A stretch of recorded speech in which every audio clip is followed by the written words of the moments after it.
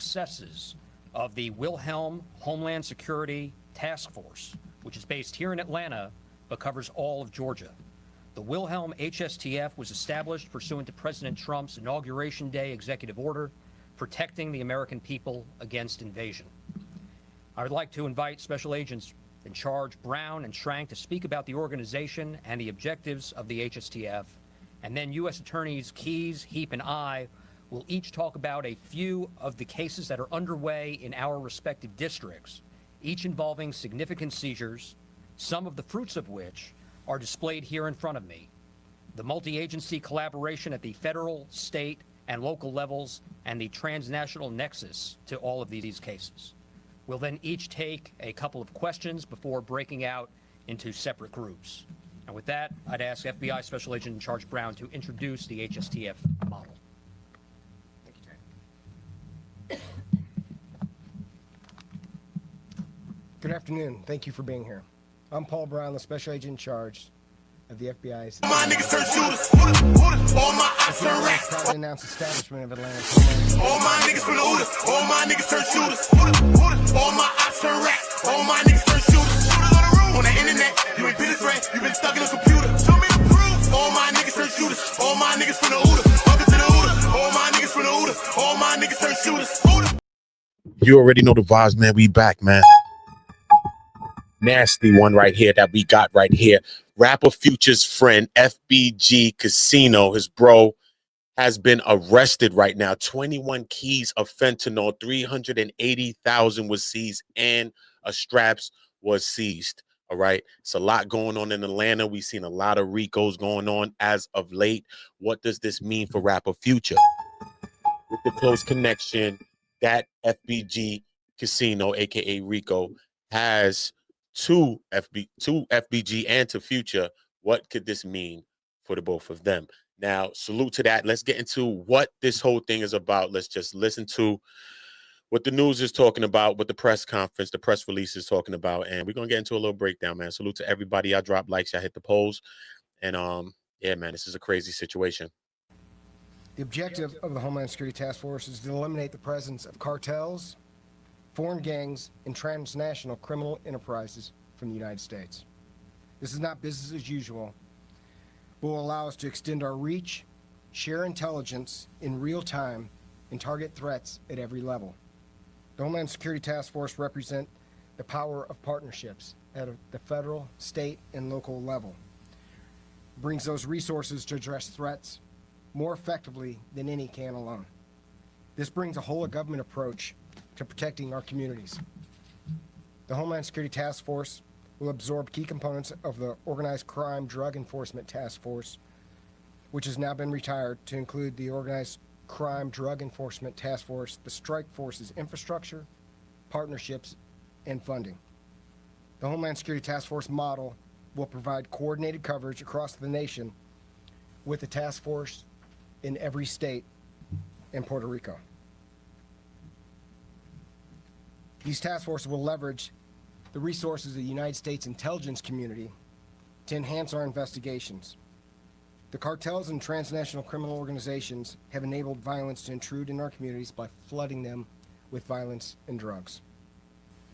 As I have said to you before, every Georgian deserves to feel safe in their homes and their community. The establishment of the Homeland Security Task Force is a key step to ensuring that this occurs.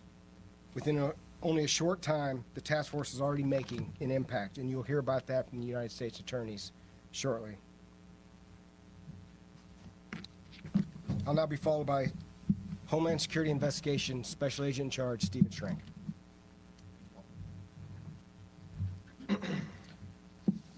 Good afternoon, everyone.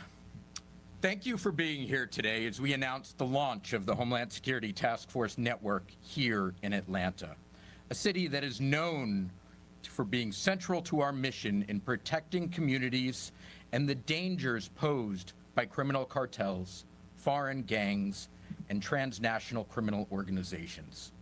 Before I begin, I'd like to take a moment to thank the leaders from our partner agencies who are here with us today. FBI Special Agent in Charge Paul Brown, DEA Atlanta ASAC Mike Connolly, Clayton County Police Chief Kevin Roberts, your U.S. attorneys, Keyes, Heap, and Hertzberg, and others. Your collaboration and commitments to the Homeland Security Task Force are the backbone of this initiative, and we are grateful for your dedication to protecting the people of Atlanta and beyond. My name is Stephen Schrank, and I am the Special Agent in charge of Homeland Security investigations here for the state of Georgia. It is an honor to stand before you today representing the dedicated men and women of Homeland Security investigations and our partners.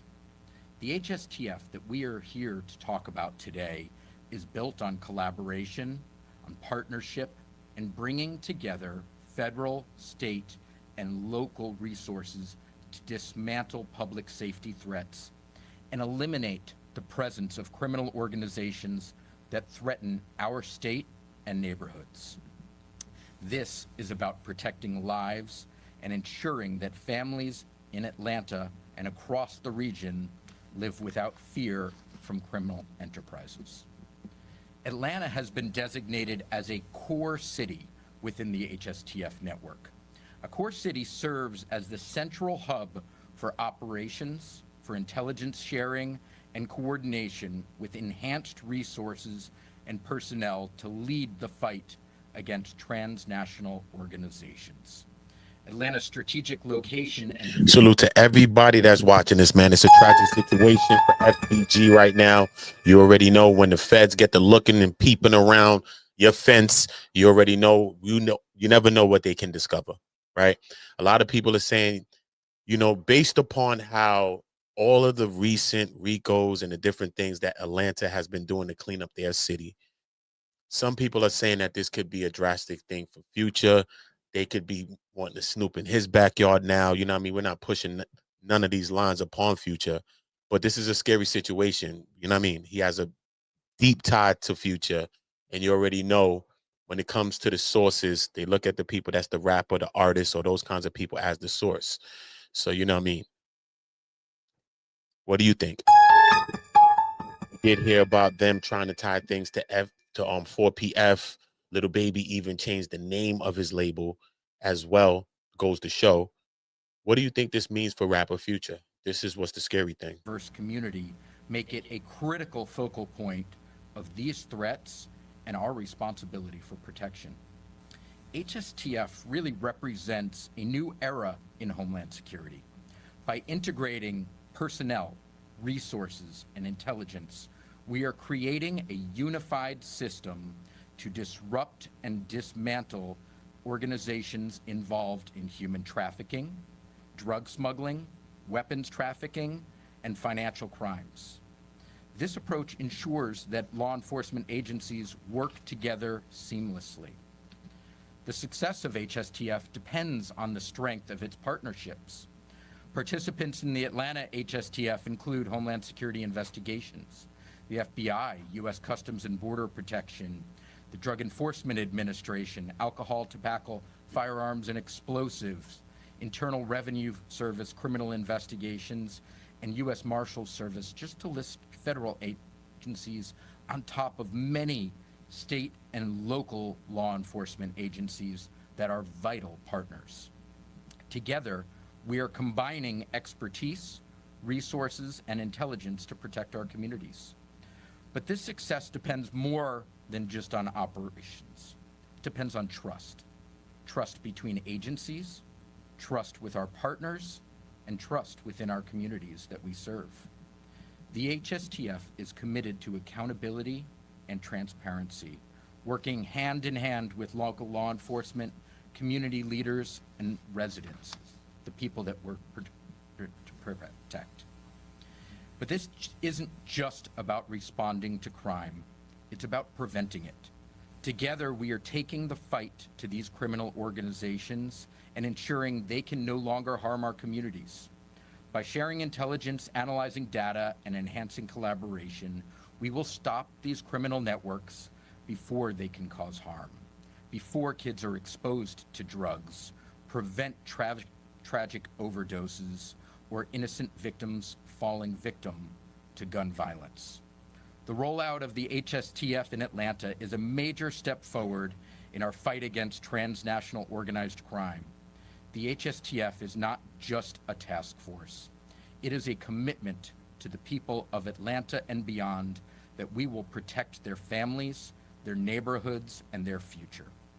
Thank you all for your support and collaboration, and we look forward to working with this team at this critical mission.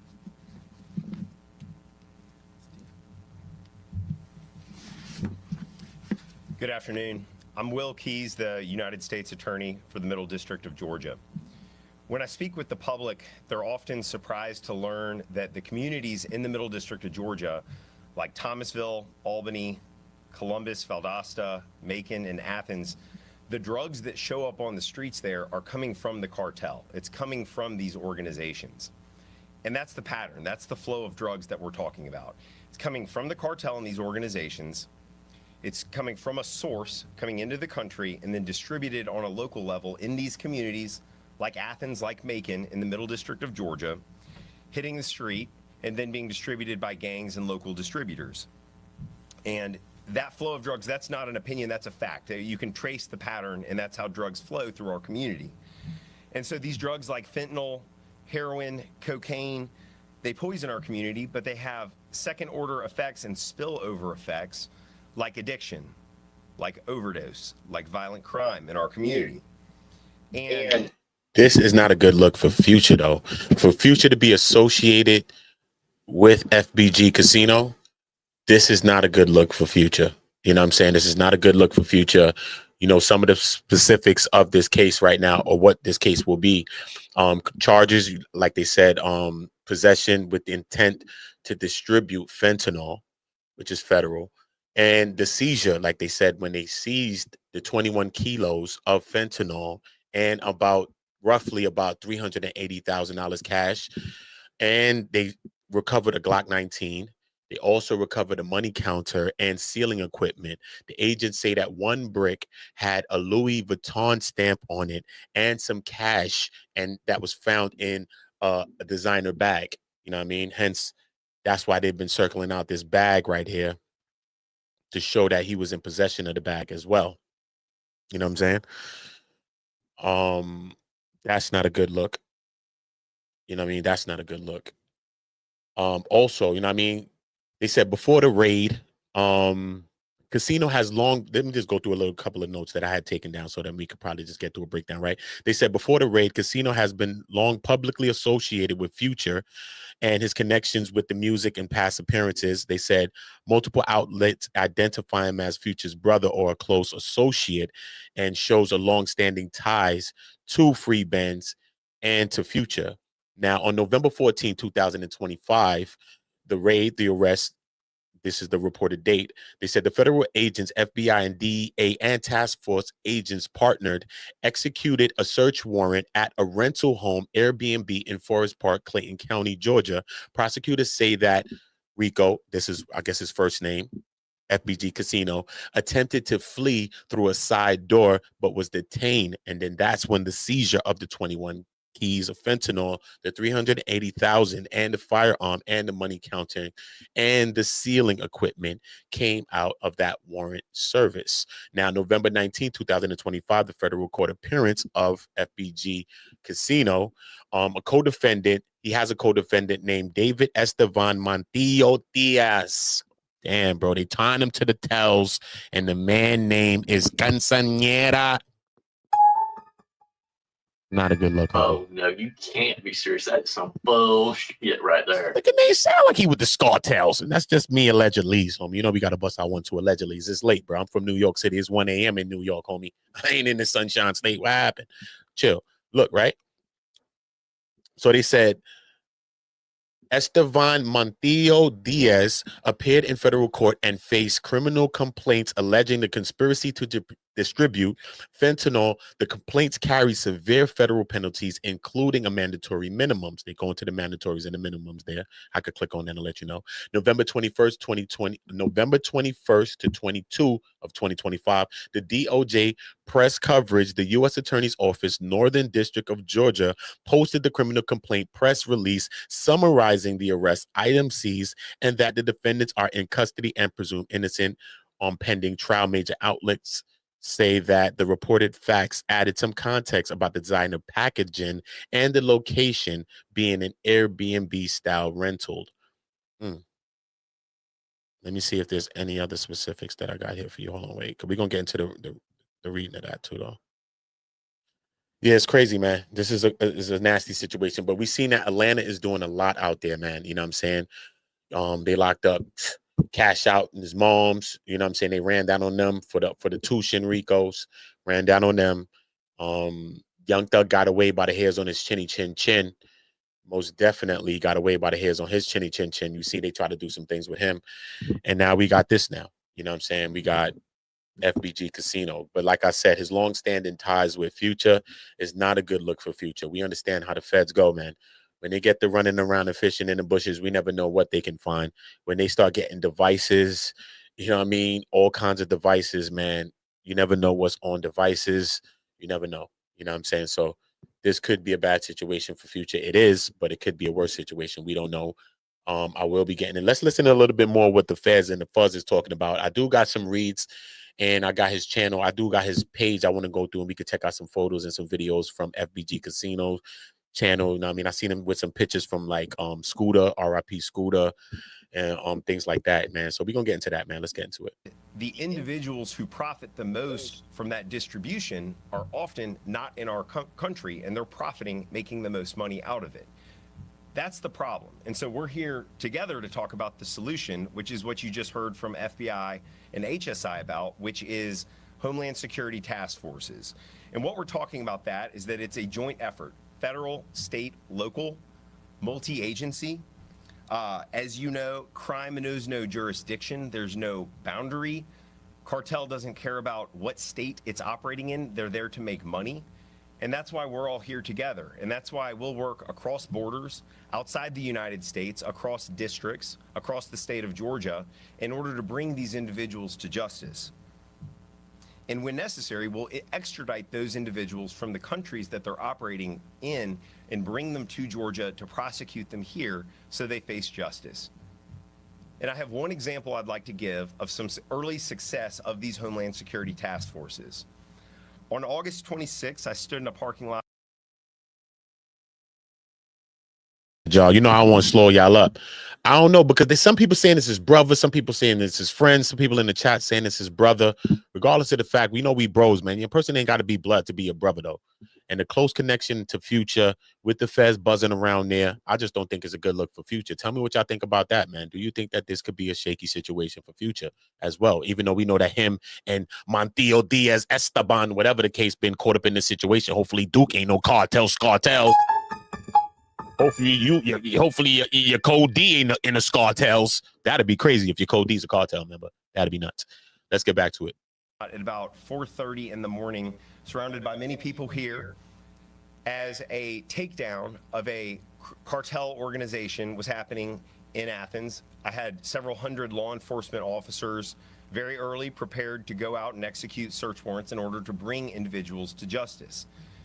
These drugs that this organization was responsible for pushing, like cocaine and fentanyl, they were operating across boundaries, just like I talked about, and ultimately 17 individuals were charged, 26 kilograms of cocaine were seized, fentanyl, 26 firearms, 12 assault rifles, and even a grenade launcher was seized in Georgia from this organization.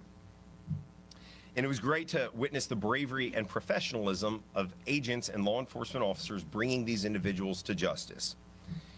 And I'll give you one more specific example. When one SWAT team went to make a safe arrest of one individual, on his phone, he messaged his source of supply in Mexico and said, turn the truck around. Right as the SWAT team went in, turn the truck around. That's the message to the cartel. Turn the trucks around. Your business is not welcome here. And if you continue to poison our communities, you will face justice like that example. Will bring you in, you'll be prosecuted, and all of us will work together to make sure that we achieve justice. Thank you. Good afternoon, Meg Heap. I'm with the Southern District of Georgia U.S. Attorney, and my area encompasses from Savannah, Dublin, Statesboro, Waycross, Brunswick, and all along the coast. I want to piggyback and say that the only way we get to be able to prosecute successfully cases is to work with all our partners, our local law enforcement, our federal law enforcement, and what I'd like to do is give an example of how that occurred.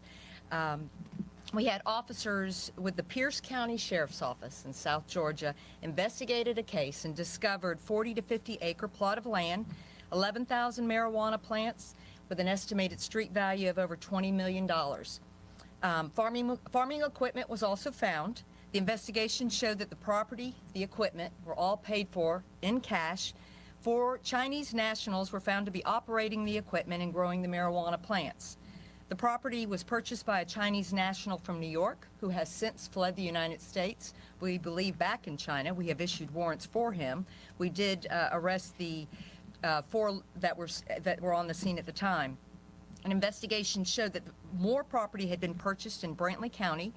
Another 4,000 marijuana plants and farming equipment, all purchased in cash, and the property was owned by the same Chinese national that was living at the time in New York, and then, as I stated, was fled the country.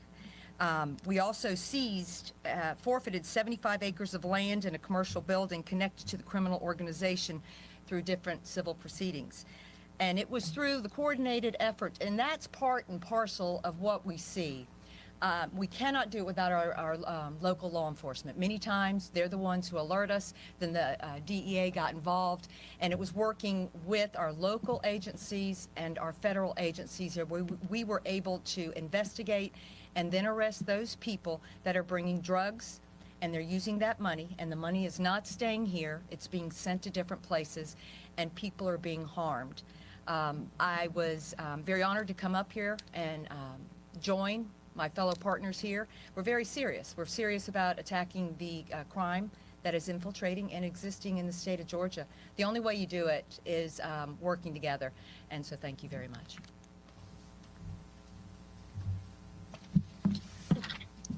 Fentanyl bricks. You understand? Yay, you get caught with you get caught with trees. We understand this.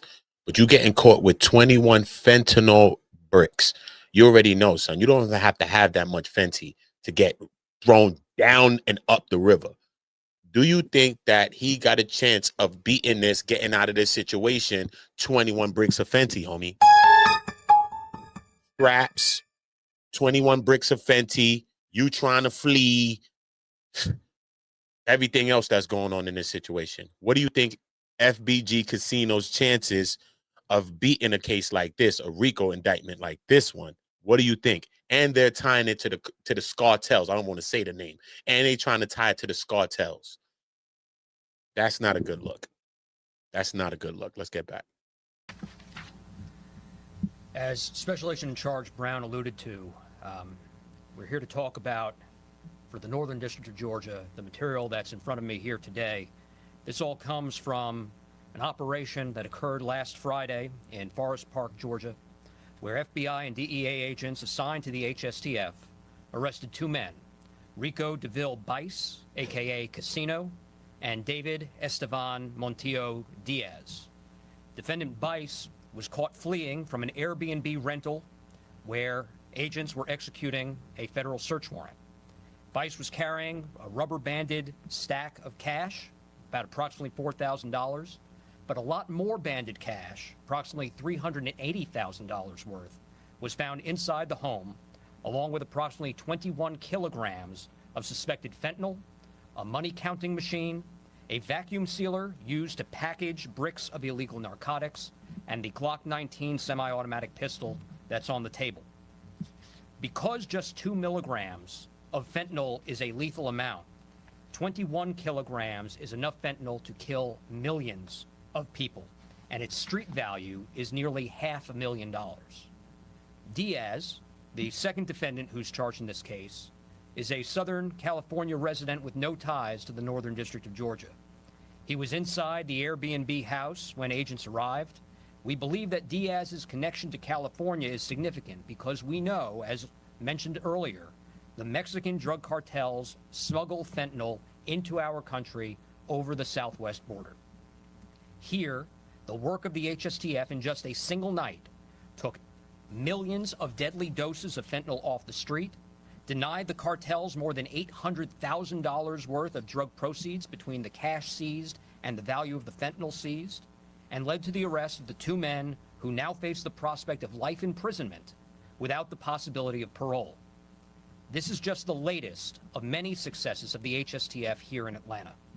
Some of you may recall that Special Agent Brown and I stood here not long ago to announce the HSTF's record-breaking seizure of nearly 100 kilograms of fentanyl, approximately 150 kilograms of methamphetamine, cocaine, heroin, and marijuana, and dozens of firearms, including a machine gun. The squad responsible for that seizure back in June is the same squad that seized these drugs last week. And in both cases, the fentanyl was stamped with a Louis Vuitton mark to note its high potency. Because the unit cost of fentanyl is relatively low, drug traffickers and drug dealers are mixing fentanyl into a large portion of the illicit drugs that are sold on the street here in Atlanta or over the internet. More concerning is that fentanyl is commonly mixed into counterfeit pills that are pressed by drug traffickers and then sold on the street or on the internet as legitimate Xanax, Percocet, Adderall, oxycodone, or other prescription drugs. So the seizure of these 21 kilograms of fentanyl should be yet another warning to the public that fentanyl is being mixed into almost all drugs that dealers are selling on the street or online. And I cannot stress this more strongly. If a pill or a powder or another substance did not come from a doctor, a pharmacist, or some other healthcare provider, you should assume that it contains fentanyl and you should not consume it.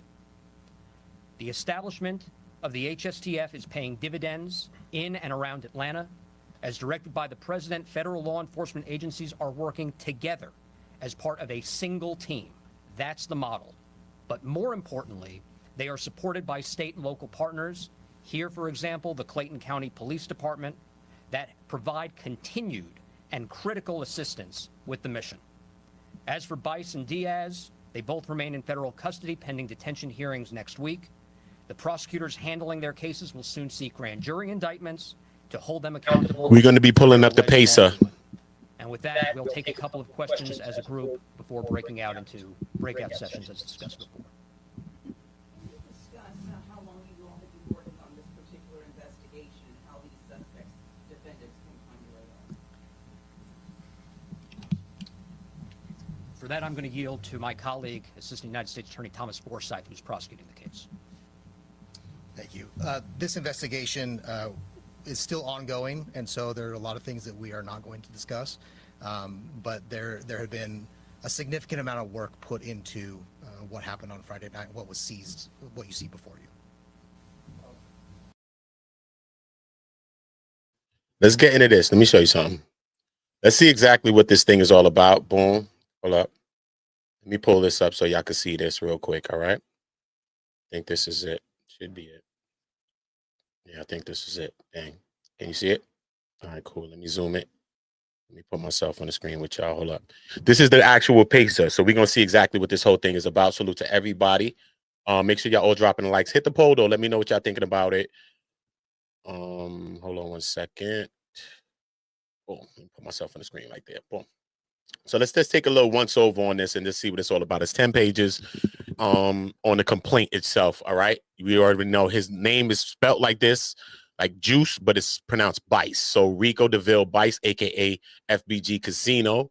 It says, I, the underdesigned complainant, being duly sworn, state the following is true and correct to the best of my knowledge and belief. On or about November 14, 2025, in Clayton County, in the Northern District of Georgia, the defendant did knowingly and willfully combine to conspire, confederate, and agree and have a tacit understanding with others known and unknown to violate Title 21 United States Code Section 8418. That is to knowingly and intentionally possess with intent to distribute a controlled substance, and said conspiracy involving 400 grams or more of a mixture of substance or substance containing a detectable amount of fentanyl, a Schedule II controlled substance pursuant to Title 21, and then go into the codes. Okay, cool. Let's see what's going on now. The affidavit. Shade Childress, a special agent with the Federal Bureau of Investigation, FBI, United States Department of Justice, depose and say under the penalty of perjury that the following is true and correct to the best of my knowledge and belief.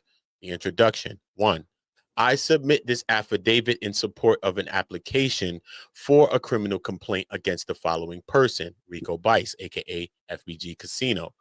There is a probable cause to believe that on November 14, 2025, in the Northern District of Georgia, Rico Deville, aka Casino, knowingly and willfully combined to conspire, confederate, agree, the same thing I just read to you, that is knowingly, intentionally to possess with intent to distribute a controlled substance, and said conspiracy over 400 grams or more of the mixture, which I just told you. So we just read this down to here, all in, because the Schedule II controlled substance, all right, all in violation of Title 21 United States Code Section 846. Specifically, this affidavit details that on November 14, 2025, Rico Deville Buice and David Estevan Montiel Diaz were found inside the house at 1082 Holly Circle, Forest Park, Georgia. They give the zip code, with approximately 17 kilograms of suspected fentanyl and an estimated 300,000, which they tallied about 380,000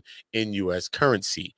Now, the affiant's background as special agent.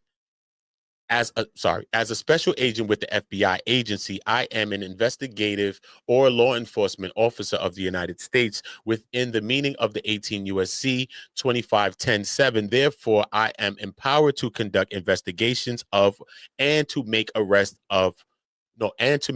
for offenses enumerated in 18 U.S.C. 2516. I have been a special agent with the Federal Bureau of Investigation since April 2023. My duties include the investigation of violations of federal criminal law throughout the Northern District of Georgia. Since my employment, I have been assigned to and have participated in numerous organized crime enforcement task force investigations. Through both formal and on-the-job training, I have developed experience in investigations dealing with drug trafficking organizations, DTOs, and drug offenses set forth in the United States Code. As an FBI special agent, I am authorized to investigate violations of federal law, to execute warrants issued under the authority of the United States. I am familiar with the ways in which criminal enterprises conduct their business, including but not limited to their methods of importing and distributing controlled substances, their use of telephones, and their use of numerical codes and coded words to conduct their transactions. I'm familiar with practices used by criminal enterprises involving the collections of money proceeds of illegal acts and methods of money laundering used to conceal natures of the proceeds, including the language and terms that are used to disguise the source and nature of the profits from their illegal acts. I have participated in investigations involving the use of electronic surveillance techniques to include, but not to limited to, court-authorized wire intercepts, which is the same thing. Wire intercepts, video surveillance, global positioning, satellite, GPS trackers, pen threats. So now they got the Title III, they got the Title II, the Title III warrant and affidavit order. They got all of that. Okay. So once the feds get that now they get sanctions to be able to get this now. So they could go through trash pools, go through your trash. They get pen registers, your phone, all of these different things, trace devices, vehicle trackers, and body-worn monitor devices. These investigations have included violations of statutes listed under Titles 18 and 21 of the United States Code, as well as violations under the Georgia state law. So now when you get your Frank's hearing, if you're granted a Frank's hearing, these are some of the things that you would try to be getting thrown out. You want to get some of the wiretap surveillances that they have against you, the trash pulls, right? The traces that they got on you. All of these types of things are some of the things that you're going to try to get thrown out. And you don't want some of these things to get put before a jury and for them to see this. So who knows if he's going to be able to get granted Frank's hearing. A lot of people don't get granted them. But if he is, he could probably you get a whole nother hearing to try to get some of these things thrown out. And, you know, hopefully he gets that. I have participated in investigations that identified subjects and co-conspirators through telephone records, police reporting, financial documents, drug ledgers, photographs, and other documents. Furthermore, I have led and participated in investigations concerning the identification of co-conspirators through electronic devices and services such as social media platforms, cell phones, and computers. I have also participated in, see what I mean about all of this, man? Hopefully he ain't got Future tied up into nothing, man. It ain't been about Future being tied, because you don't have to be tied into nothing. You could just answer to saying something to something, okay? Once you know a crime, you're supposed to report a crime. He could be saying a crime, or, yo, bro, you know this man done played me on some money. Once you got knowledge of it, they can tie you into conspiracies. It's conspiracy, bro. See what I'm saying? You don't know what could be on devices. You know what I mean? Just because it's just like this, the indictment is this, that don't mean that things can't drop on top of this. We don't know what's going on. You feel me? It's just started out. All right, cool. This is just a complaint. All right. Cell phones, computers. I have also participated in and conducted debriefs of individuals who were arrested and later cooperated with law enforcement. I have participated in investigations in which the court authorized interceptions of communications or other electronic surveillance tools were utilized to further that investigation.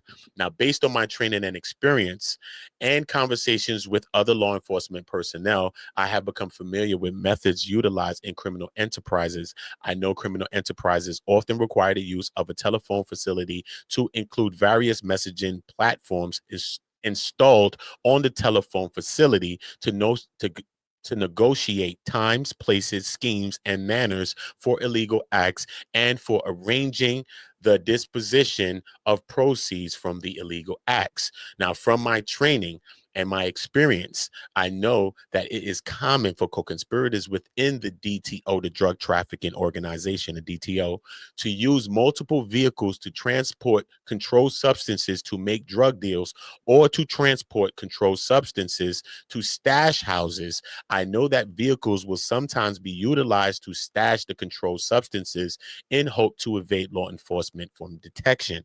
From my training and experience, I know that it is common for drug traffickers to carry firearms with them for personal protection as they engage in drug trafficking and money laundering activities with others. I also know that firearms and other weapons are commonly kept in the physical location in which illegal drugs and illegal proceeds are stored for protection of the drugs and the money, as well as those responsible for the drugs. Now, the statements contained within this affidavit are based in part on information derived from my personal participation in this investigation and through interviews with and analysis of reports submitted by other law enforcement officers. I also base these statements on my experience and my background as a special agent with the FBI, as well as information provided to me by other law enforcement personnel and on information provided by confidential sources. That's scary. Okay. He said, no, I'm sorry. The following is based on my own investigation and investigations conducted by other law enforcement agents, including oral and written reports by other law enforcement officers, search warrants in this and other investigations, physical and electronic surveillance, interviews subpoenaed and public records, database checks, searches, phone analysis, and other investigation and information. My interpretations of certain statements are set forth following those statements and are based upon my knowledge of this investigation and my training and my experience. Sources of information. Let me just check on the stream. Salute to everybody in the building. You already know, make sure y'all all dropping likes. First of all, drop likes because I dropped out of school and I learned to read from the Reading Rainbow. The Reading Rainbow, I can do anything. Oh, no, you can't be serious. That is some bullshit right there. I'm literally doing anything right now in front of your face, bro. You see what I'm saying? When I found out that LeVar Burton, the dude from the Star Trek Enterprise, was the dude that taught me how to read, bro, I was traumatized, bro. I still got PTSD behind that, bro. I didn't even know mine was on the mothership, homie. Never knew he was on that ship. But yeah, let's get back to this. Yeah, I dropped likes. The affidavit is based upon my personal knowledge derived from my participation in this investigation, information that I have learned from discussions with special agents and task force officers of the FBI and other law enforcement officers, from the review of written reports of investigations, arrests, and seizures, from the review of reports of physical surveillance conducted by the state and local officers or other federal agents, from the review of telephone toll records. Ding, that's when you're told, when your phone pinging, homie, when your phone pinging. Because when they start going through the paperwork, telephone toll analysis shows that a call came in at this time. You responded. A telephone record toll analysis showed that you responded. Telephone toll analysis shows the messages that are being back and forth, pinging back and forth. That's what the telephone toll analysis is going to show. From electronic surveillance techniques, included but not limited to the review of recorded or intercepted communications, from the review of reports and debriefed of sources of information and witnesses and information from other records and documents obtained in this investigation. We don't know if he is target telephone number one. He most likely could be target telephone number one. When the feds go, they get the affidavit, they get all the confidential sources. You got CIs, confidential informants, and then you got individuals that's just cooperating. They don't get paid. Actual confidential informants, they get paid. They're working with the government. They even get taxes off the seizures. So when they seize money and forfeit, like your houses and your cars and all those types of stuff, people that are confidential informants in the case get pieced off percentages of whatever the forfeitures are or whatever the seizures are. See what I'm saying? But then they got people that are just cooperating for nothing. You know what I'm saying? Like in like the woman that was dealing with Big Meech, Tammy Cowens. She ended up locking up a dude named Terry White.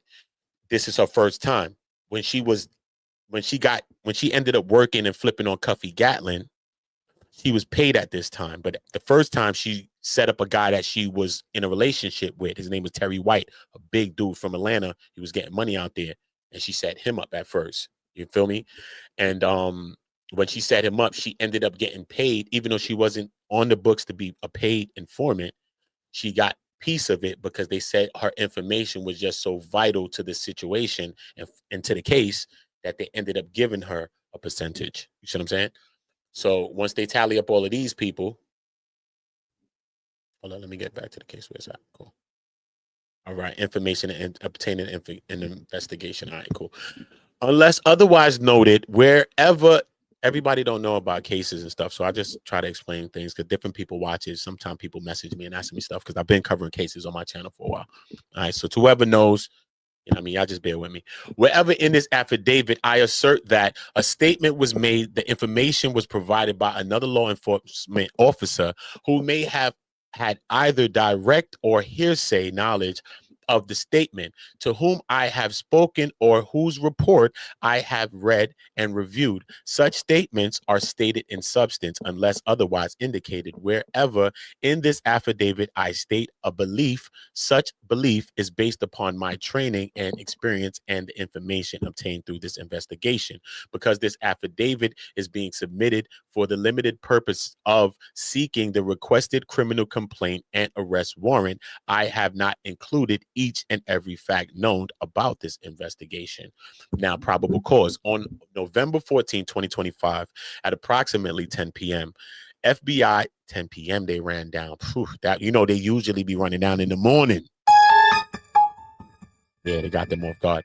FBI Atlanta and DEA Atlanta executed a search warrant on a single-family residence at 1082 Holly Circle, Forest Park, Georgia. The residence is a vacation rental property that is listed on sites such as Airbnb.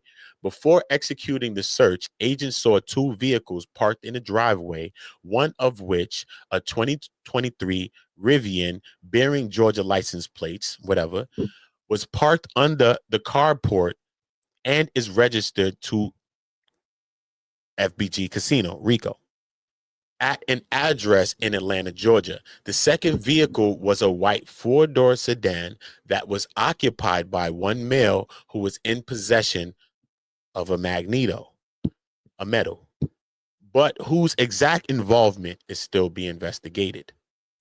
As agents began executing the search warrant and were given verbal commands for the male to exit the white vehicle, the defendant Rico Buice, aka Casino, but referred to hereafter as Buice, and a female ran out of the residence through a side door. Agents apprehended Casino and the female at the rear of the entrance. Casino was in possession of two cellular devices and a rubber-banded stack of U.S. currency, which they said was $4,000. That's what they said on the report just now when they spoke. They said the exact was to be determined. We understand from the news report that they said it was $4,000, but when they went back in the house, they recovered $380,000. Okay. The agents gave verbal commands for others to exit the residence, and a male identified as David Esteban Montillo Diaz, referred to hereafter as Diaz, eventually came out. Diaz, who is a resident of Southern California, which they're trying to tie him to the cartels because that's where they know that the cartels have the big connections and they're bringing allegedly the work across the borders. Okay, was the only person inside the house. After all individuals on the scene were detained and the agents cleared the residence, they began their search pursuant to the search warrant.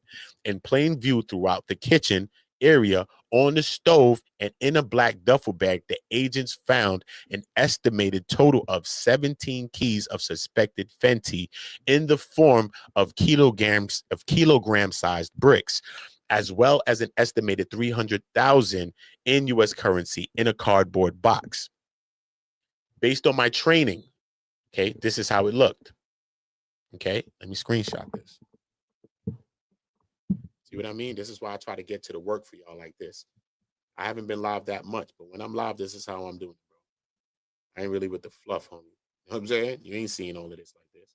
People just want to run with a video and just react. We're not reacting, bro. We're going to give you the content, you know what I'm saying, and try to break it down for you. I'm saying that's why I bring up the case like this, so we can see the pictures and all that. All right, cool. So this is how it was when they ran in the spot.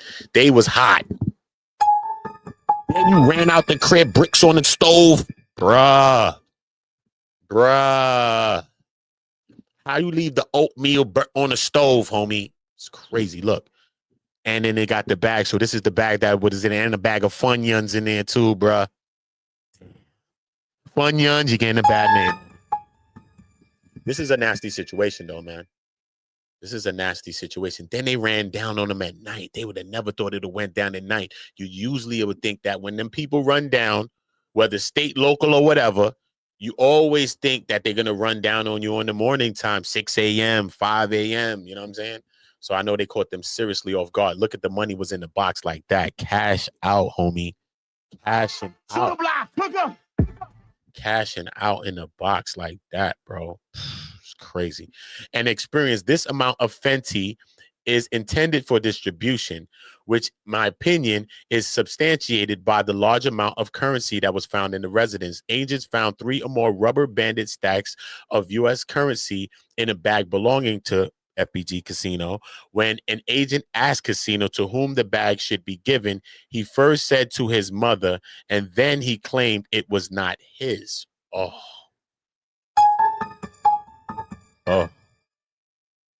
it's crazy. He said it was not his bag. The agent told Casino that the agents were not going to keep his bag. Casino again said, give it to his mother then. That's not good.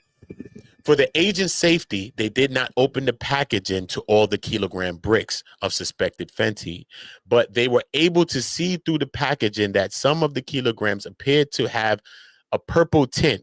For this reason, the agent did not perform the field test on these bricks, but will submit them for the laboratory testing. The one packaging of the 1 kilogram brick agents did open was black in color and stamped with an LV Louis Vuitton logo on it. As you can see right here, it got a Louis Vuitton logo actually stamped into the brick, and you can see it's black, right? And a field test on this brick was positive for the presence of fentanyl. Agents also found money, a money counter, and a food sealer in the kitchen area, which I know from my training and my experience as items commonly found in locations where drugs are being distributed. Right? Let's take a picture of that real quick.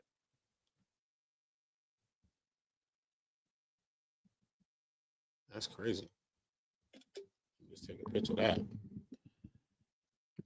Where drugs proceeds are being processed, where drugs are being processed as well. He says, in one of the bedrooms of the residence, agents found 4 partial kilogram-sized bricks of suspected fentanyl in another. I think I got bricks all around the yard. This shit is crazy, bro. It's like fucking 3 little pigs, bro. House full of bricks, homie. House full of bricks. In another bedroom, the agents found a handgun underneath a bed, the owner of which the agents will continue to investigate. Moreover, the agents found 2 cellular devices in the residence that were damaged in a way that suggested that someone been trying to destroy them. Now, both Diaz and Casino were arrested and booked into Clinton County Jail on state drug trafficking charges. Now, the conclusion. Based on the foregoing, my training and my experience and the information obtained through the investigation to date, I respectfully submit that there is probable cause to believe that on November 14, 2025, in the Northern District of Georgia, Casino did knowingly and willfully combine to conspire to confederate, agree, and to sit to understanding with others known and unknown to violate the Title 21 United States Code, Section 841A, that is to knowingly and intentionally possess with intent to distribute a controlled substance, said conspiracy involving 400 grams or more of a mixture of a substance containing a detectable amount of fentanyl, and they go into all of it, parpadenyl or whatever they go into all of this stuff. And pursuant to Title 21, the United States Code, Section 841B, 1A, and all in violation of Title 21 United States Code, Section 846. Okay, let me just see, because they got something else that was on the docket. Let me just make sure that it's nothing else that's on the docket real quick. Okay. Because that's the first thing that popped up on the docket. That's the actual complaint. So they got the warrant issued. Motion. Oh, they sent a motion for his detention. Let me just see what it looked like. I'll show it to y'all. Is it the same thing? Having offense to the maximum imprisonment. Now I'm gonna read this to y'all too. For yeah. All right, cool. Where we at? I'm gonna get this to y'all too. But yeah, man, crazy situation, bro. Most definitely, he's in a bad one, bro. He's most definitely in a bad situation. This Rico, he's in a bad situation here. Let me see. I'm gonna bring up that for y'all though real quick because it says a motion for detention. So we're just gonna take a gander at it. There was 2 of them. Okay, there was 2 filed. I'll check the next one first just to make sure. Salute to everybody. Y'all just make sure y'all dropping likes. Make sure everybody's subscribing to Uda on Go as well as subscribing here to Comedy on Go. Everybody run it up. Let's get it to 500. Let's get it to 1,000 over here. Be a part of my main channel, Uda on Go. We at 25,000. Soon we're going to be at 26. So shout out to that. Shout out to everybody that's a part of that. Make sure you hit the notifications on both. If you're subscribed to Uda on Go already, unsubscribe, subscribe back now, and just hit the notification bells onto all because YouTube has been knocking off all of the notifications. Nobody really gets them anymore. So I'm just letting you know that. All right, cool. Reasons for detention. All right. This is a 3-pager, so I'm going to read to you the 10-page document. Okay, cool. Let me bring this up for y'all. Cool. It's a 9-page, actually. 9-pager. All right, cool. Where we at? 9-page document. This is where we at now. Let's see what's going on. All right, cool. So this is the motion for detention of why they want to keep him. All right. The government supplemental motion for detention. The United States of America by counsel Theodore Hertzberg. We're going to go into their names. We already know this 18 USC 3142 E and F eligibility of the case. The case is eligible for detention order because of this this case involves an offense having a maximum sentence of life imprisonment or in unalivement. A drug offense having a maximum term of imprisonment of 10 years or more, and a serious risk of that the defendant will flee. The reason for detention, as explained in the greater detail below, the court should keep the defendant Rico detained because there are no conditions of release that will responsibly assure the future appearance as required and reasonably assured the safety of the community. Now the facts, they go into the facts again, that he fled. The rubber band stack of cash that he had. Now they showing that. Remember, in that right there, they didn't have the specifics. They said the facts, the cash needed to be determined. Okay, so they understand here. They didn't determine this money because now they're saying that this is 380,000 cash. So we understand that this has been updated, but this has not been updated. So there's some updates that's happening in this paperwork. Let's just find them. Okay, because I've read all of this basically. The food sealer. They got the pictures like this, set to set. Let me get the screenshot. Y'all can get y'all screenshots if y'all want them to. I'll take myself out the picture if you need me to. You know what I'm saying? Because y'all can use these kind of pictures. Because this is on Pacer. A lot of y'all don't have Pacer. You got to pay for it and pay for it for the year and all this other stuff. You know what I mean? With a picture like this, you probably could use it for a thumbnail. You probably use it for your channel. The money. This is the actual picture. No logos, no nothing. You know what I mean? So take it for yourself. Take it for your channel, your Instagram. This is a good picture for the, you know what I mean, for your walls. So you can take it. Let me know if y'all need it. Okay, so they go into one. This is the subtext. Criminal, the suspected, the defendant, all is in the residence. Approximately 21 keys. Okay, cool.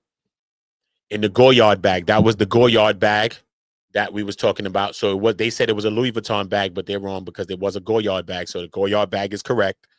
That this is the exact Goyard bag. And they showed a picture of him handling a Goyard bag of the same look. You know what I mean? Could be a different Goyard bag. Who knows? But I'm just saying, you got bag with a Goyard. That's the same Goyard. So that's not looking good for your case as well. That's the same Goyard bag. You know what I mean? That's not a good look. See?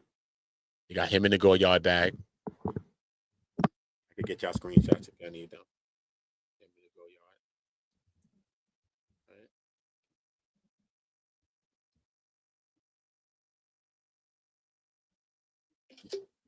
Right, him in the Goyard.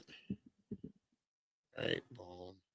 Okay, the totality of the circumstances here strongly suggests that the defendant Diaz was selling kilograms to, oh man, they saying that the Spanish dude, they actually interacted. They basically ran down on a deal, basically going down. They saying that Duke is basically was in a transaction with Casino at the time when they ran down. That's crazy that they're suggesting this.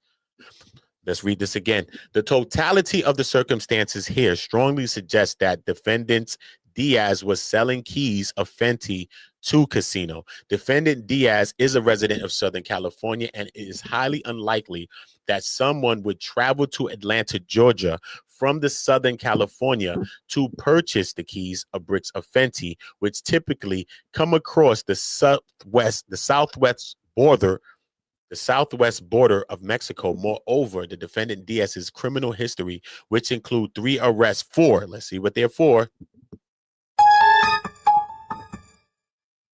drug trafficking in Southern California since 2022, 2 of which included the possession of a firearm, make it clear that the defendant Diaz is a drug source of supply.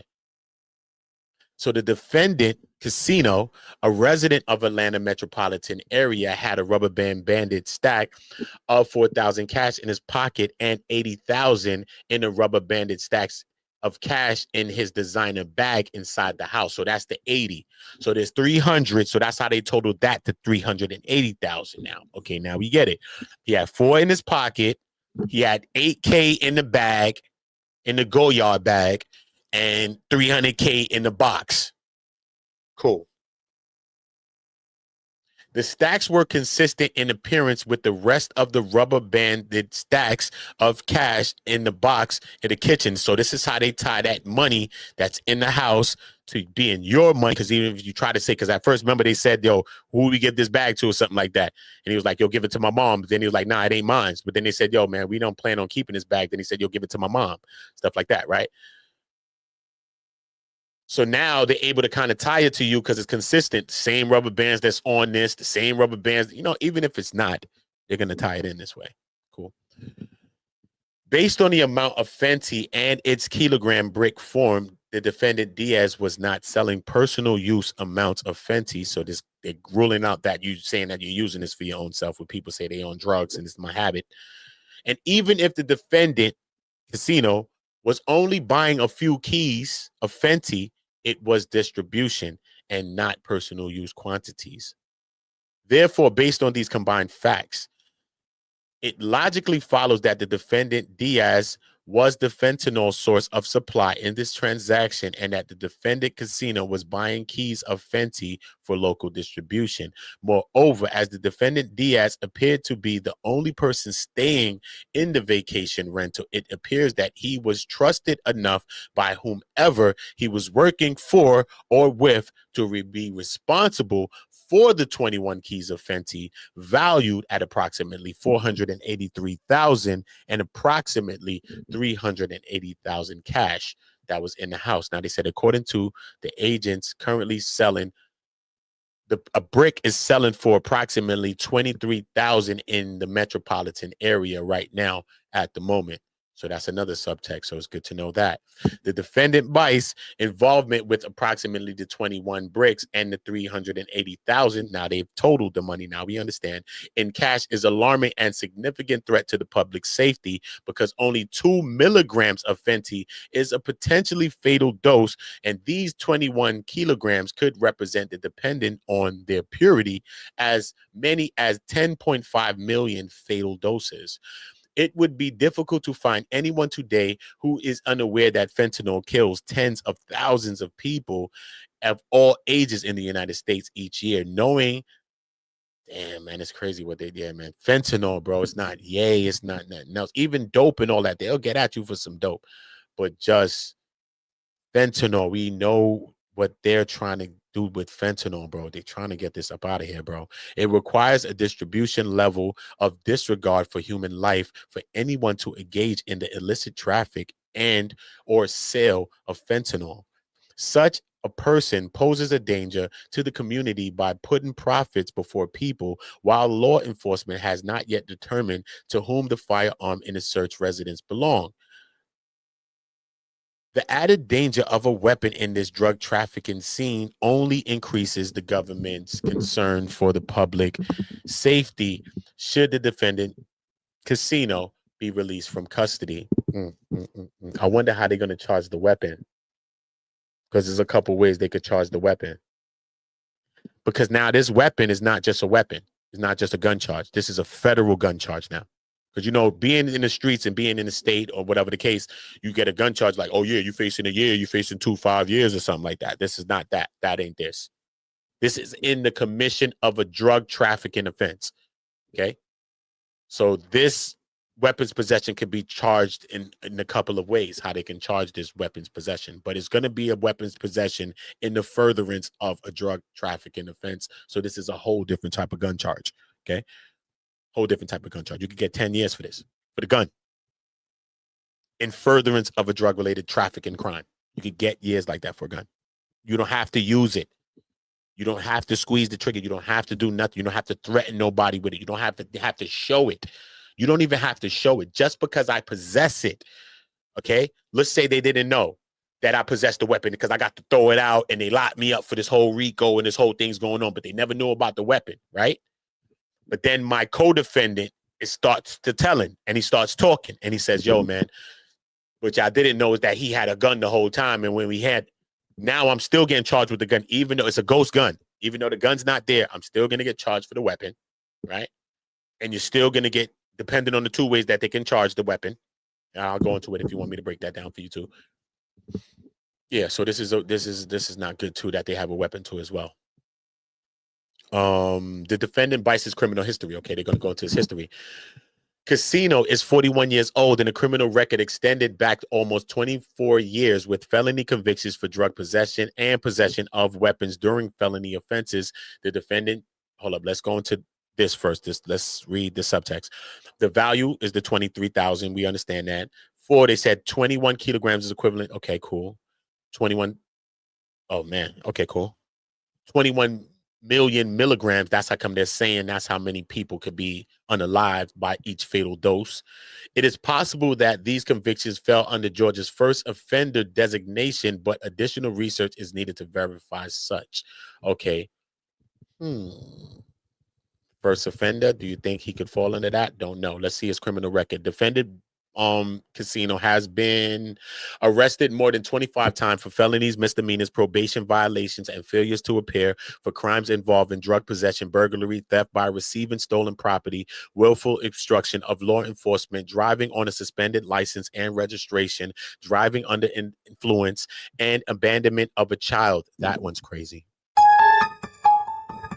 However, all of that's crazy, but I'm from the street, so it's all crazy. But abandonment of a child, that's crazy. Where does that just threw me for a loop? When I'm hearing all those other things, and then they throw that one in there.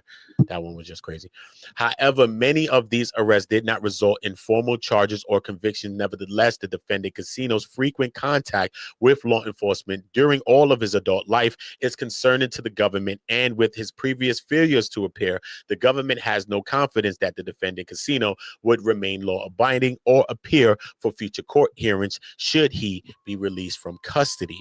Now the defendant Casino's lack of candor is your truth, about his financial situation.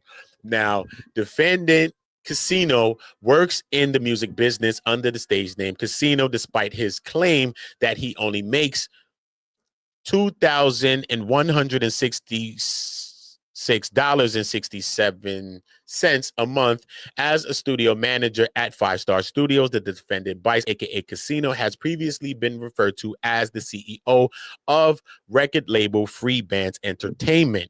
Now, he is also a performer appearing with high-profile artists on songs titled Move That Dope and Ran With the Dope, Back in the Trap, Bag It Up, Been Selling, Deals, and El Chapo. It's crazy the names of the songs that they picked to go in there, because I know he got way more songs than that. Oh no, you can't be serious. That is some bullshit right there. Bruh, move that dope. Move that dope. Run with that dope. Come on, bruh. Oh no, Yo, you can't be serious. That is some bullshit right there. You see how they get you, bro? You making songs, and I get it, bro. You know what I mean? I'm from the hood, so I get it. People making what they're making. We understand music. We understand rap, so we could get it. But look at the song titles that they actually chose to put in the actual federal criminal complaint. Move That Dope. Run With That Dope. Back in the Trap. Bag It Up. Look, it's like you telling a person. The way they put it together, though, they've actually put it together to like form a sentence. Do you see what I'm saying to you, man? These people are ill in what they do. They said, move that dope. Run with that dope. Back in the trap. Bag it up. Been selling deals. When you've been selling, then you make a deal and you El Chapo. Do you see how they just worded that, bro? That is crazy, man. These people get, bro.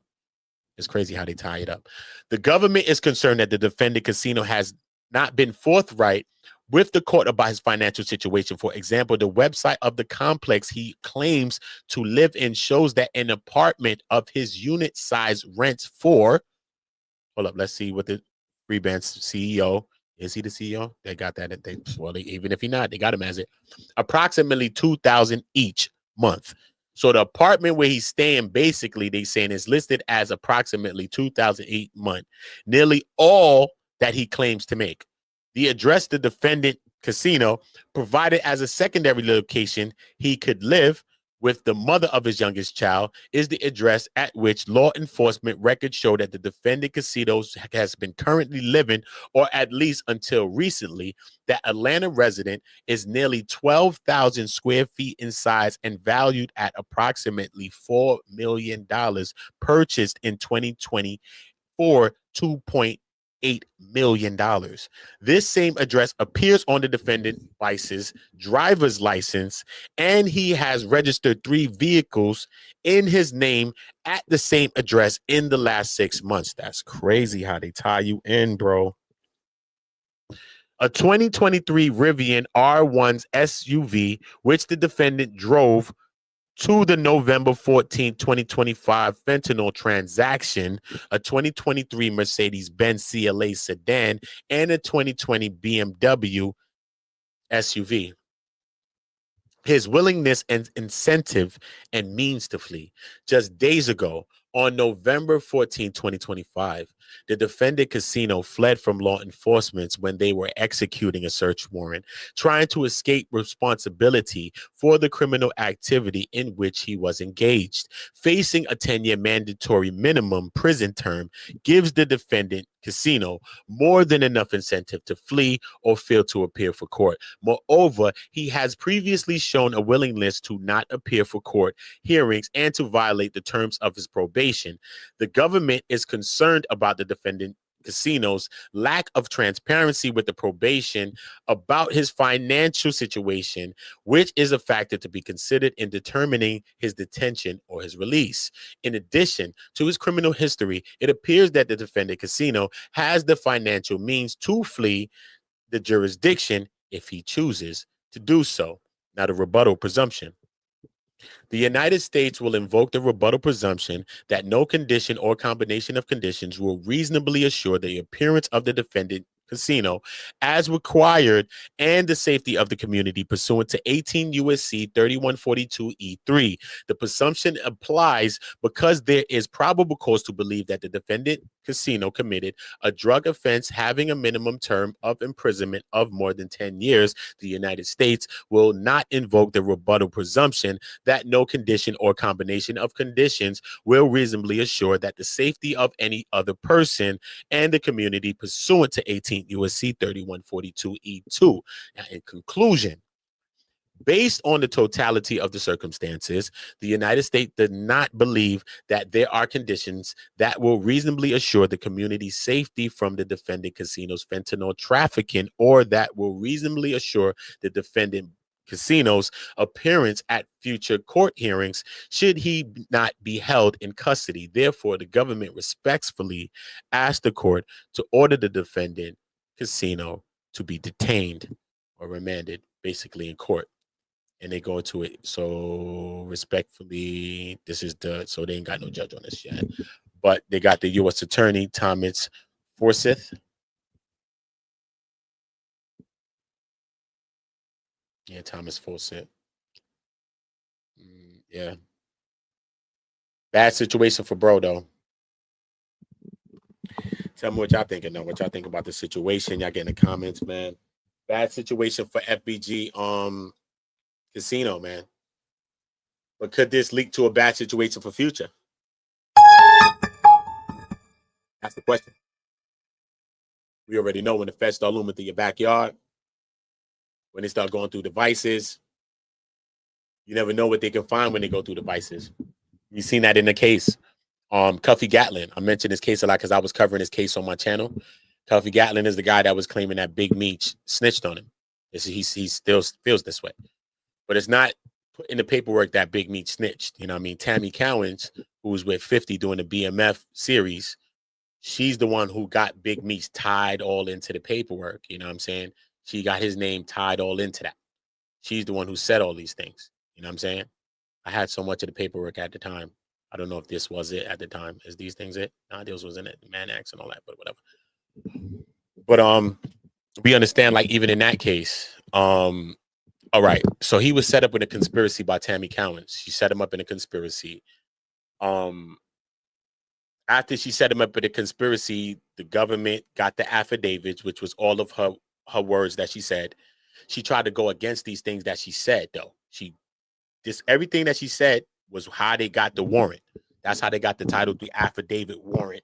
That's how they get to bug your stuff, trash pulls, and do all the shit that feds like to do. That's how they get it. Right? So now he's under investigation. His phone becomes target telephone number 1, Cuffy Gatlin, right? While he's under investigation, remember, his phone is target telephone number 1. While under investigation, they find out that some people has been alive because he's also charged with 2 unalivings of 2 people. You see what I'm saying? He was 2 people were unalived, and he was charged with their unalivings as well. But they didn't know about the unalivings. The way they caught onto the unalivings is because his phone was tapped. You feel me? So they got onto the unalivings.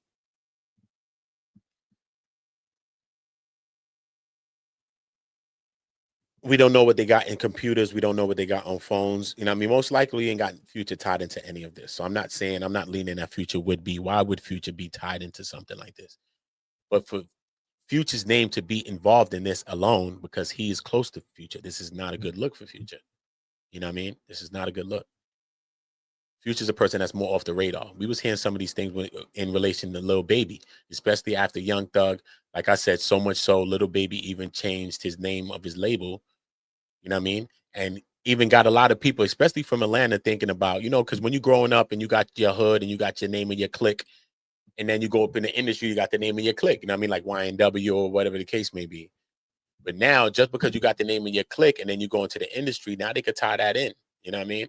So we watched Lil Baby change the name of his label based upon stuff like that.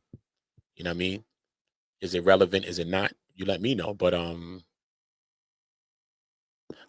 it's lights out. You know what I mean? They're looking like lights out for FBG Casino, man. 21 bricks of fentanyl.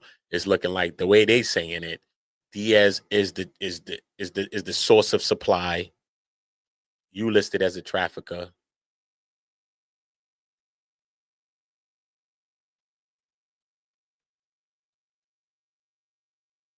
Yeah, it's a bad situation for him, though. Y'all get in the comments. Y'all let me know what y'all thinking about this. Y'all subscribe to the channel. Subscribe to Uda on Get It Though. Make sure y'all subscribing to Uda on Go. Subscribe here to Comedy on Go. Subscribe to Uda on Go. I'm going to start going live back on my channel a little bit. You already know. I'll try to go live on that in a little minute. Cash App, Uda on Go. PayPal, Uda on Go. Everything Uda on Go. Subscribe to Uda on Go on Instagram and TikTok. Run me up on Instagram and TikTok. I'm most definitely active on both platforms. I'll be posting uploads on there as well. Yeah, I'm just building up all the chat on the platforms. So make sure that you're subscribed everywhere so you know what's going on when I'm dropping new content. Like I said, if you're subscribed to Uda on Go, unsubscribe, subscribe back now, and hit the notification bells to all, and then you'll start receiving my notifications. Again, YouTube has knocked off all my notifications. I swear. People tell me that every single day. It's crazy. But yeah, though, y'all get in the comments. Y'all let me know what y'all thinking about this whole situation. Shout out to me for being able to read like that. I'm tired as hell. I'm smoking, hungry. 2 o'clock in the morning. I'm from New York City. Shout out to Don't Hide the Plug. Y'all go to Don't Hide the Plug on Instagram. Shoot them a message. DM Uda's the promo code. That's how you get the dope hats that I wear. Don't Hide the Plug. As you can see, get yours today. Send me a video. Send me the pictures or whatever. I'll upload them to my social media. Shout out to Don't Hide the Plug for that. Keeping me laced up. You already know the vibes. Like I said, promo code Uda on Go. Uda is the promo code. Get your discount on one of these dope hats. Like I said, they dope. And they come from New Era dope hats. Like I said, look, 5950s. 50s. All kinds of logos, all kind of dope ones. You see, I'll be rocking the Cloud one. I rock my New York joints, different ones. Yeah, make sure you're tapping in with Don't Hide the Plug. Make sure y'all subscribing to the channel. All notification bells on. Share the video, hype the video up. I don't be telling y'all stuff like that, but share, like, subscribe, hype any video up. Make sure y'all all running back to Uda on Goes. If y'all not subscribed, be a part of the 25K subs that we got over there. We on the route to yeah, man, we trying to get to 100K over there. That's what we on. Straight. So salute to that. Salute to y'all. God bless y'all. God bless any family that we still have. This year is coming to a close shortly. Hopefully this year has brought y'all some good blessings this year. If you didn't get to achieve some things this year, hopefully this new year, God sparing life, you get a chance to achieve some of those things. Hopefully this year, if this year hasn't brought some of the blessings that you think that you've needed, Hopefully this year that's coming bring some of those things to you. Hopefully we're all able to leave some of these things from this year in the past in this year, and we're able to step into this next year. Like, remember the meme with the girl with the bags in the 2023, all the stuff with the bags? Remember that meme? Hopefully we can all step into this next year, 2026, with some of that. RIP to anybody that we lost during the whole of 2025. I lost my grandmother this year. Day after my birthday, I lost my grandmom's. She with us, she with me. Believe in God, believe in Jesus today. If you don't, I ain't knocking you. I'm not here to convert nobody, but God is great. Jesus is real. You know what I'm saying? Most definitely, Jesus is real. Drop 7 to any one of my chats, just like I told y'all when I was live at the Diddy trial, covering the trial. I told y'all every day, drop 7s in the chat. You know what I mean? It was a negative energy around that trial sometimes, but just like life, just like here or internet or anywhere we at, there's always going to be a negative energy. So we got to keep God around us. I mean, we may not be perfect. We may be sinners. I'm a sinner. I ain't perfect straight. But to keep God on our minds and on our tongues, and that's no pause in that because we're talking about God. I think it's a good thing. You know what I mean? So, yeah, man, if you're a man listening to my voice right now, help a younger guy. You know what I mean? Especially if you grew up in hoods and neighborhoods like me, situations that I came from. Help a younger guy to get through some things or to know some of the things you've been through so that they don't get caught up into some of the things that you went through. You know what I mean? And if you're a woman listening to my voice, I want you to do the same. I want you to help a younger woman, help her to not get caught up in some of these things, some of the things that you got caught up into, maybe some of the pitfalls that you fell into. Maybe you could help her to not go through some of those things. And you're not doing things for credit. You may not get accredited for the help that we'll ever give, but I think that's what it's about. You know what I mean? We all complain about our futures. We all complain about the world and how it's going to shit and all of these things. And we understand that the children are the future. So let us just lean a little help towards them. You know what I mean? No one's perfect. You know what I mean? So shout out to all of y'all. Uda, uda, uda. Y'all already know the vibes, man. We always on go, man. God is great. Say that God is great now. If you haven't told him all day, say it, man. You got to be going to church or reading books all day and all of this stuff. If you do that too, shout out to you. If you got some diligence and some steadfast about what you're doing, salute that. You know what I'm saying? But regardless of what, just keep God in your heart, keep God in your mind. And he like a wind. He's just going to usher us and push us to where we need to go. You know what I'm saying? I got a bunch of channels on YouTube. I created my Uda on Go. He told me to create that channel. He said, create a channel called Uda on Go and do it like this and do this and do that. And then you're going to go to the trial and all of this stuff, bro. He told me this, bro. I swear to God, son, I wouldn't lie to you. And he told me he was going to grow the channel. You know what I mean? And, yeah, you know, we had 25K, you know what I mean, in like 10 months. You know what I mean? And that's all due to God. That's all due to Jesus, bro. You know what I'm saying? You know, it could all be here today and be taken away tomorrow. Who knows? But it's still on the board. It still happened. You know what I mean? I still got it, and it happened, regardless if it goes away or not, or it stays here forever. It happened, and God is credited for it. You know what I mean? That's why, hence, I didn't bring a lot of people on the channel. I know a lot of people with hundreds of thousands of subscribers, millions of subscribers, friends of mine. But I never brought nobody here, you know what I'm saying? Because God told me that, you know, people are going to be able to think that they could take the credit for this. So for me, the only people I really give credit to this is God, Jesus, and the people that watch, like, and support this channel. That's who I give the credit. You know what I mean? Not even me, man. You know what I mean? I just work and just do what I'm supposed to do over here. You know what I mean? But the people that watch, share, like, anything, even dislike, you know what I'm saying? Y'all all the people that help this channel to grow. You know what I mean? And when I start doing some panels and when I start dropping the links, and like sometimes I just drop them, but maybe y'all just be throwing up like, is he dropping a link? But when I drop them, it's because I want y'all to speak your voice on any topic sometimes, you know what I mean? Because y'all have helped me to raise this thing and grow this from a little hill. It's still a little bit big of a hill. I'm not saying it's all big right now, but y'all built it. Y'all helped me to build this to a little hill. And on this little hill, we all going to be able to scream from it and get our voices off and maybe be able to say something from it. You know what I mean? We've watched so many people. We help people to build platforms. We help people to do so many things in life. And then when they get there, they forget about us, or we forget about shit, or however it goes, vice versa. You know what I mean? So we're on a build. I want to build things that we can use, we can build on. You know what I'm saying? We could get our thought off on at least or something. So shout out to that. Shout out to y'all. Like I said, keep God in your hearts. Say God is great today, man. All my niggas from the Uda, all my niggas turn shooters. All my ops turn rap, all my niggas turn shooters. On the internet, you ain't been this right, you been stuck in a computer. All my niggas turn shooters. All my ops turn rap. All my niggas from the Uda, all my